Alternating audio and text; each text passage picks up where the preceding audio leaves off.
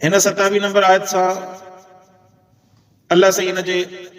कामयाबी जो ज़िक्र फरमायो ऐं उन कामयाबीअ जो इज़हार करे वरी अल्लाह पाक खां हिकिड़ी दुआ घुरी ॼण त ए मुंहिंजा अल्लाह साईं,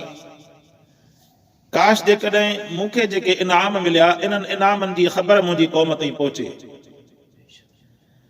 ईमान वारे में अल्लाह पाक कुदरती तौर ते अहिड़ी हिकिड़ी सिफ़त रखणु फरमाई आहे जो उहो हमेशह ॿियनि जो ख़ैर ख़्वाह हूंदो आहे। इहा ईमान जी निशानी आहे। जेकॾहिं जंहिंजे अंदरि ख़ैर ख़्वाही न आहे, मुसलमाननि जी, रिश्तेदारनि जी ऐं वॾड़नि जी, नंढनि जी ख़ैर ख़्वाही न आहे, त पोइ ईअं सम्झो त हुनजो ईमान कामिल आहे। अल्लाह पाक मोमिननि जे अंदरि ख़ुसूसी तौर ते ख़ैर ख़्वाही जो मादो रखणु फरमायो आहे। जीअं हिन हबीब बिन नजार जे किसे में ज़िक्र थियो, माना दुनिया में जॾहिं हयात हुयो तॾहिं बि पंहिंजी क़ौम खे रसूलनि जे क़त्ल खां झले पियो त इन्हनि रसूलनि खे क़त्ल न कयो। इहो तव्हांजी भलाई आहे ऐं तव्हां इन्हनि रसूलनि जे ॾसियल प्रोग्राम ते ईमान आणियो, इन में बि तव्हांजी भलाई आहे। हाणे जॾहिं इन ई क़ौम वारनि हबीब बिन नजार सां ज़ुल्म कयो, उनखे लतूं हणी, उनखे मारे, पथर हणी करे उनखे शहीद करे छॾियो। जॾहिं उनखे शहीद कयूं त अल्लाह तबारक व तआला उनखे जन्नत जी ख़ुशख़बरी ॾियणु फरमाई ऐं उनखे रब साईं जन्नत जे अंदरि दाख़िला अता फरमाई। हाणे जॾहिं उनखे जन्नत में दाख़िला मिली, उते बि चुप करे न वेठो, बल्कि जन्नत में दाख़िला मिलण खां बाद में बि पंहिंजनि पोयनि जी ख़ैर ख़्वाही वेठो थो सोचे। ईमान इनखे चइबो आहे। ईमान इनखे चइबो आहे। असुल इहो आहे दर्द दिल। जॾहिं दर्द दिल हूंदो त हुन दर्द दिल जो अल्लाह पाक को न को नतीजो जेको आहे ज़रूरु कढणु फरमाईंदो। असांजे अंदरि दर्द दिल न आहे। असां बज़ाहिर दावत कयूं था त साईं असांजे अंदरि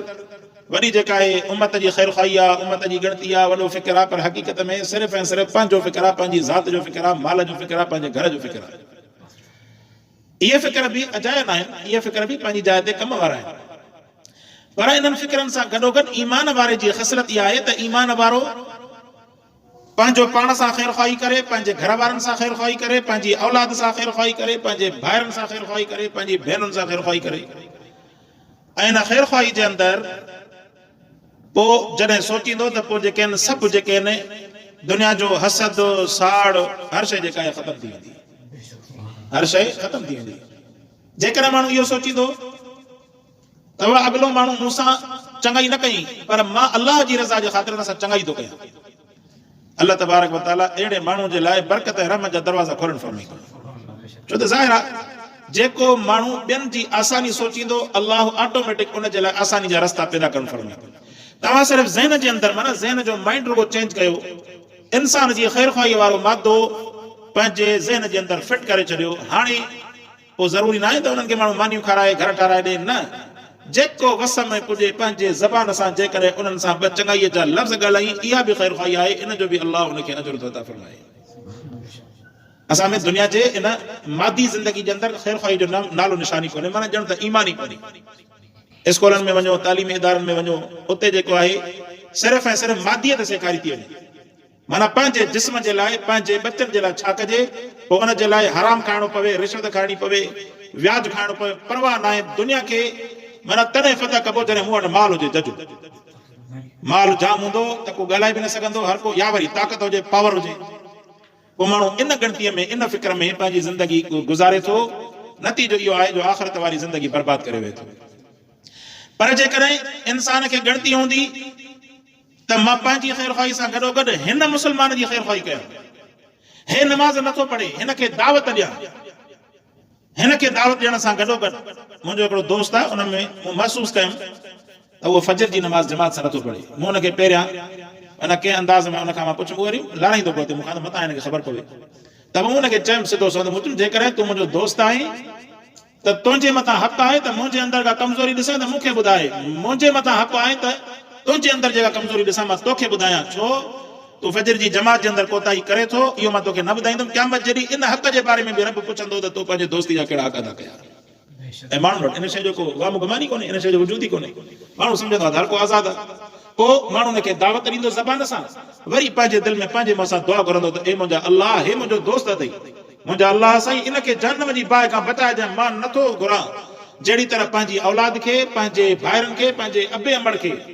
जहन्नम जी बाहि खां बचण जूं दुआऊं थो घुरां, मुंहिंजा अलाह साईं मुंहिंजो उस्ताद अथई, मुंहिंजो पाड़े वारो अथई, मुंहिंजा रब साईं हिन खे बि जहन्नम जी बाहि खां बचा, हिन खे बि 5 वक़्त नमाज़ जमात सां पढ़ण जी तौफ़ीक़ अता फरमा।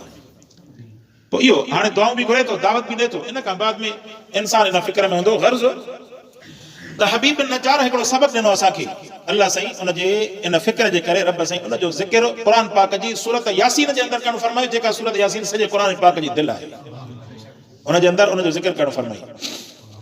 हाणे उते वियो आहे, अलाह जन्नत में दाख़िला ॾिनी अथसि, उते बि चुप करे न वेठो, अचे थो क़ाल या लैत क़ौमी यअलमून, काश जो मुंहिंजी क़ौम खे इन शइ जी ख़बर पवे त मुंहिंजे अलाह जे मथां ईमान आणण जे सदक़े में दुनिया में भली माण्हू खाधनि, तकलीफ़ आई, शहीद कयो उन्हनि, इहे तकलीफ़ूं कुझु बि न आहिनि इन जे मुक़ाबले में मुंहिंजे अलाह जन्नत जा एतिरा वॾा इनाम अता फरमाया। हाणे जिन क़ौम वारनि इन खे शहीद कयो आहे उन्हनि जी बि भलाई थो घुरे, उन्हनि जे लाइ बि दुआ थो घुरे, क़ौमी आलमून, मुंहिंजी क़ौम खे ख़बर पवे त मुंहिंजे मथां अलाह कहिड़ा इनाम कया। जीअं जन्नत वारनि जे अंदरि रब साईं जन्नत वारनि खां पुछणु फरमाईंदो त जन्नत वारो ॿुधायो त साईं त भला तव्हांखे कहिड़ी शइ खपे। जन्नत वारा चवंदा साईं हर शइ तो ॾेई छॾी आहे, हिन में हिन खां वधीक कहिड़ी ग़लती आहे। ऐं जन्नत जे अंदरि अलाह एतिरा इनाम रखणु फरमाया हूंदा जो हे दुनिया जे अंदरि केतिरी बि सहूलियतूं आहिनि, केतिरा आसाइशूं आहिनि, माण्हू सम्झे थो त मरां न, इहा ज़िंदगी मुंहिंजे लाइ भली आहे, खणी केॾी बि महांगी आहे, केॾी बि तकलीफ़ आहे, उहे मरण ते दिलि कोन कढंदी इंसान। केॾो मज़ो आहे, मज़ो आहे न दुनिया में। त हिन मज़े जे बावजूदि आख़िरत जे अंदरि वेंदो, अलाह पुछंदो हुन खां, उहो ईअं न चवंदो त मुंहिंजा रब साईं वरी नई ज़िंदगी ॾे त बराबरि जेको जठाणी जा दुनिया में, न, बल्कि गुनाहगार चवंदो त मुंहिंजा रब साईं मोकिल त नेक कम करे छा, माना बिज पोखे जा आख़िरत जे लाइ। नेक चवंदो त मुंहिंजा रब, शहीद चवंदो मुंहिंजा अलाह साईं जेकॾहिं तूं मुंहिंजी ख़्वाहिश पूरी करणु चाहीं थो दुनिया में वरी मोकिल त वरी तुंहिंजे नाले ते क़ुर्बान थी अचो, वरी शहीद थी अचां, मुंहिंजो जिस्म हीअ कटिजे तुंहिंजे नाले ते। रब पुछंदो छो भला, छाजे करे? चवंदो मुंहिंजा अलाह साईं तुंहिंजे नाले ते जिस्म जे कटिजण में, शहादत में जेको मज़ो आहे उहो मज़ो जन्नत में बि कोन्हे। इहो अलाह जो इश्क आहे न। रब जे इश्क में मुस्लमान दुनिया में अलाह जे इश्क में नमाज़ पढ़ण जे लाइ तयारु कोन्हे, रब जे इश्क में निंड कुर्बान करण जे लाइ तयारु कोन्हे, रब जे इश्क में पंहिंजो माल कुर्बान करण जे लाइ तयारु न आहे, त इहो वरी अलाह जे इश्क में पंहिंजी जान छा कुर्बान कंदो। त शहीद चवंदो त मुंहिंजा रब दुनिया में मोकिल,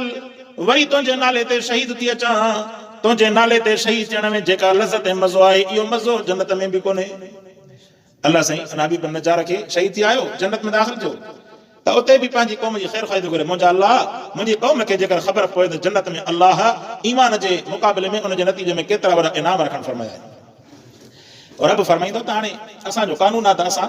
मरण खां बाद में वरी दुनिया ते न मोकिलींदा आहियूं। अलबत्ता एतिरो ज़रूरु आहे तुंहिंजे हिन वाक़े किसे खे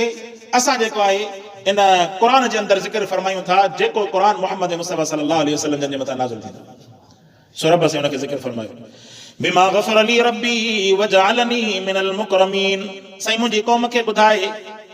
छाजे करे अलाह मुंहिंजी मफ़रत फरमाई, वजअलनी मिनल मुकरमीन, ऐं मूंखे अलाह इज़त नसीब फरमाई। इकराम वारनि मां रब से मूंखे करणु फरमायो, इज़त जा ताज रब मूंखे पाराइणु फरमायो। इज़त वॾी शइ आहे, चवंदा आहिनि त ॿिनि ॾींहंनि जी इज़त वारी ज़िंदगी 100 साल जे बे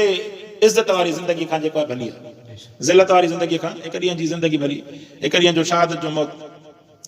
सो अहिड़े नमूने सां चई त मूंखे अलाह बख़्शण फरमायो, छाजे करे, ऐं मूंखे इज़त ॾियणु फरमाई।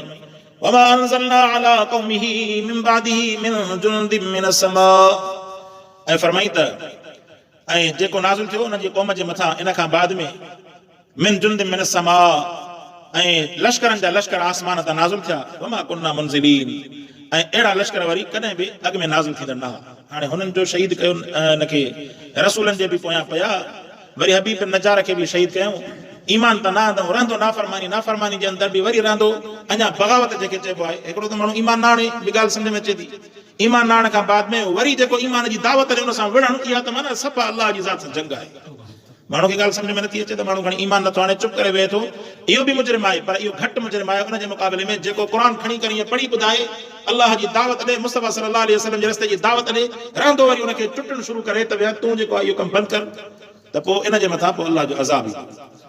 हिननि जे मथां बि अलाह जो अज़ाब आहे। इन इलाइक़े वारनि जे मथां फरमाईंदा आहिनि, कानत इल्ला सयहतन वाहिदा फइदा हुम खामिदून। फ़रिश्तो आयो जिब्राइल अलैहिस्सलाम, इन इलाइक़े जे दर ते बीह करे, माना मेन जॻह ते बीह करे वठी जो रड़ कई त सभिनी जा हियां फाटी पिया। रड़ जे करे एड़ी उन जिब्राइल अलैहिस्सलाम रड़ कई जो रड़ जे करे सभिनि जा या फाटी पिया जो उन्हनि जा रूह जेके जिस्म मां निकिरी करे मथे उड़ण शुरू थी विया एतिरी उन रड़ कई इहो अज़ाब आहे उन्हनि जे मथां इन कानत इल्ला सयहतन न हुयो मगर रड़ कंदड़ हिकिड़ो शख़्स या हिकिड़ो फ़रिश्तो फइदा हुम खामिदून सब जो सब विसी विया माना ज़िंदगी जो ॾींहुं विसी वियो उन्हनि जो या हसरतन अलल इबाद हाय अफ़सोस आहे माननि जे मथां मा यतीहिम मिन रसूलिन इल्ला कानू बिही यस्तहज़िऊन न आया इन्हनि वटि रसूल इल्ला कानू मगर इहे उन्हनि रसूलनि जे मथां इस्तेज़ा कंदा हुआ इस्तेज़ा चइबो आहे अरबी में ठठो लखे मज़ाक खे मस्ख़रीअ खे ईमान त न आणनि पर ईमान वारनि जे मथां रहंदो मस्ख़री ऐं मज़ाक कंदा हुआ इहा जेका आहे ठठो लहे मज़ाक इन्हनि खे तबाह करे छॾियो अल्लाह पाक वॾो ग़ैरतमंद आहे रब जे दीन जे मथां जेकॾहिं को अमल नथो करे त न करे पर रब जे दीन जे मथां जेकॾहिं को मज़ाक कंदो अल्लाह जे अज़ाब जो मुस्तहिक़ जीअं सुन्नत आहे न सुन्नत रसूल सल्लल्लाहु अलैहि वसल्लम जी इहा सुन्नत आहे जेकॾहिं को रखे थो त इनखे हमेशह जो सवाब आहे नथो रखे उनखे गुनाह आहे उथंदे वेहंदे सुम्हंदे रहंदे सफ़र में हमेशह गुनाह आहे पर वरी जेकॾहिं सुन्नत जी मज़ाक कंदो त पोइ त ईमान जे वञण जो बि ख़तरो आहे ईमान रब किसे छॾेसि अल्लाह पाक ग़ैरतमंद आहे दुनिया में तव्हां ॾिसो नोट हूंदो न नोट ते कादे आज़म जी मुंडीअ ते तव्हां जेकॾहिं लीको पायो न नोट ई कोन पर जेकॾहिं सरेआम तव्हां जुर्म कंदा पुलिस तव्हांखे पकड़े करे वञी अंदरि पाकिस्तान जो नक्शो आहे या उन सां का अहिड़ी का हरकत कंदा जेका माना जंहिंमां महसूस थिए त बाबा इहा बेकरामी आहे पुलिस तव्हांखे अंदरि कंदी आहे इन जे तहत अहिड़े नमूने सां रब जो दीन बि ग़ैरतमंद आहे हीउ रब जो कानून आहे जेकॾहिं को उन ते अमल करे थो अमल करे नथो करे त जेसीं ताईं उनखे अल्लाह से तौफ़ीक़ करे तेसीं ताईं ख़ामोश रहे या कोशिशि करे अल्लाह पाक दुआ घुरे रब जे दीन जे मज़ाक जे उॾाइण जी कंहिंखे बि इजाज़त न आहे उॾाईंदो अल्लाह पाक पोइ वरी उनखे अज़ाब जे अंदरि बि उहा सज़ा चखाईंदो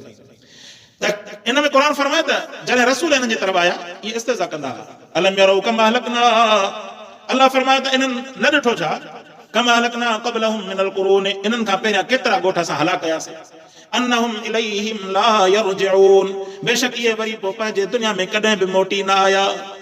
वइन कुल्लु लम्मा जमीउल लदैना मुहज़रून ऐं फरमाई जेके बि अॻ में ख़तम कयासीं हाणे ख़तम थियनि था बाद में ख़तम कंदासीं आदम अलैहिस्सलाम खां वठी करे आख़िरी इंसान ताईं रब फरमाए त सभु जो सभु मां अल्लाह जी कोर्ट में पेश थियणा आहिनि दुनिया में इंसान खे ख़बर हुजे मां फलाणे अमल जे करे या ॻाल्हाइण जे करे हिन कम जे करे अदालत में पेश थींदुसि जज मूंखां पुछंदो इंसान मोहतात थी वेंदो हुन खां मशवरो कंदो यार छा कया मूंखे कमु थियो फांसी पई हाणे जेको आहे मूंखे सज़ा अची सघे थी त अहिड़े नमूने सां अल्लाह पाक फरमायो दुनिया में जेके बि अमल कयो था न अल्लाह पाक वटि सभु जो सभु पेश थींदा आहे अल्लाह जे साम्हूं इहा शइ का वॾी ॻाल्हि आहे त अरबनि जी तादाद में इंसाननि कंहिंजो एहतिसाब कीअं थींदो जेको रब सभिनि खे रिज़्क़ खाराईंदो अल्लाह सभिनि खां हिसाब वठण ते बि क़ादिर आहे अल्लाह पाक कंदो आहे अल्लाह से अमल